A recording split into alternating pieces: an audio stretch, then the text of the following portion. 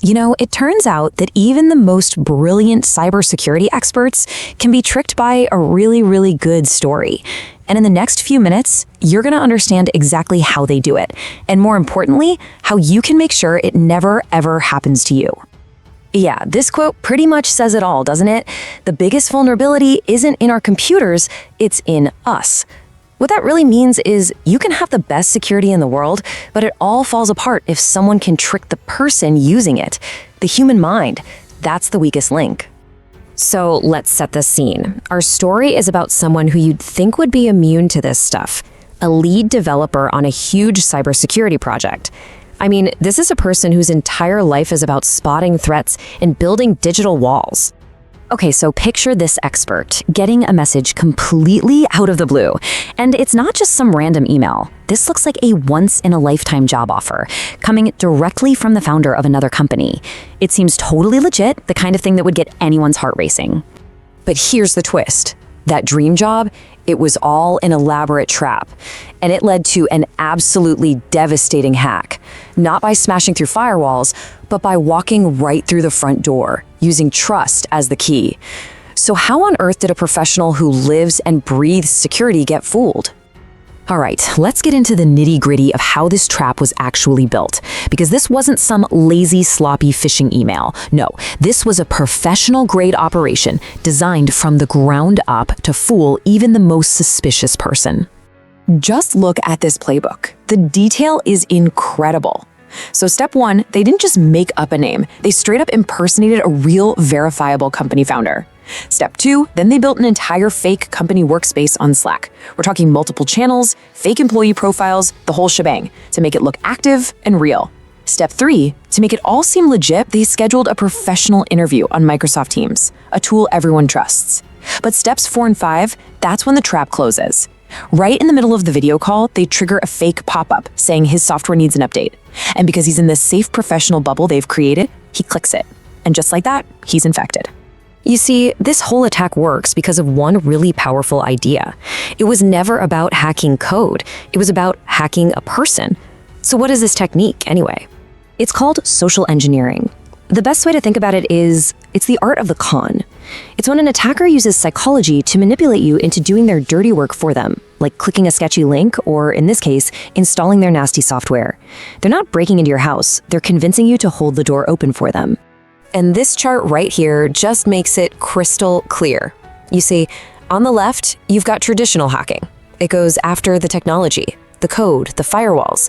But social engineering, over on the right, it goes after people. Its tools aren't fancy bits of code, its tools are deception and impersonation. I mean, why bother trying to crack a 20-character password when you can just trick someone into telling it to you? So, back to the big question. How did an expert fall for this? Well, the attackers basically created the perfect psychological trap. First, they used the power of authority. A founder was talking to him. Then they put him in a familiar professional setting with tools he uses every day like Slack and Teams. That lowered his guard. The level of detail was just overwhelming. The fake workspace felt completely real. And, maybe most important, he was distracted. He was excited about a new job, so his brain wasn't looking for a threat. The whole thing was a masterclass in building trust just to shatter it. This quote from someone who looked into the attack just nails it. When you're in the middle of a situation like that, caught up in the excitement and the details, it's almost impossible to see the red flags. It's only later when you can step back and see the whole picture that the trap becomes so obvious. It's a powerful reminder that, honestly, this could happen to any of us. Okay, so we get the problem. It's scary stuff. But now for the good part. Let's talk about the solution. How can you, personally, defend yourself against these crazy convincing attacks? Well, it's actually simpler than you might think.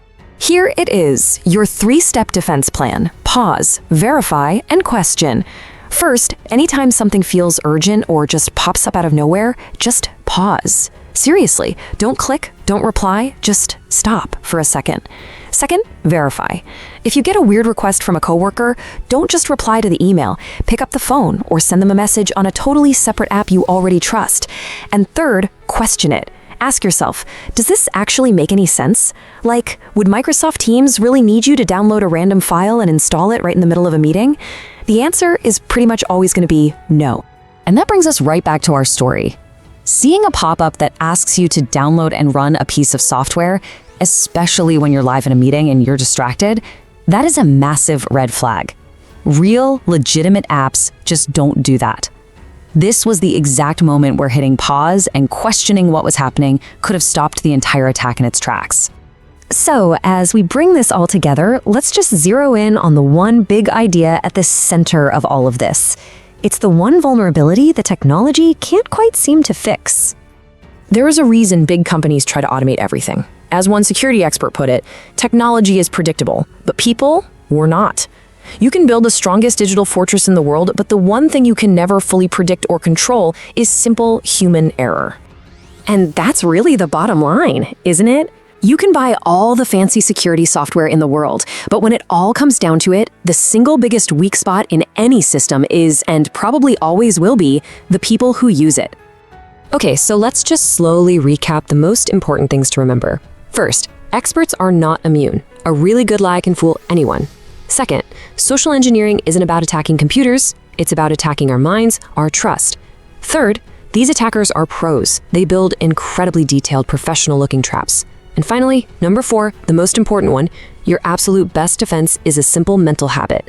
Pause, verify, and question anything that seems even a little bit off. So I'll just leave you with this one final thought. We'll spend so much time and money on antivirus software and firewalls to protect our computers. But what about the most important computer of all, the one between your ears? What kind of antivirus are you running on your own mind? If you enjoy this video, please like, share, subscribe and hit the bell to the later update from my channel. Thank you for watching till the end and see you in the next video.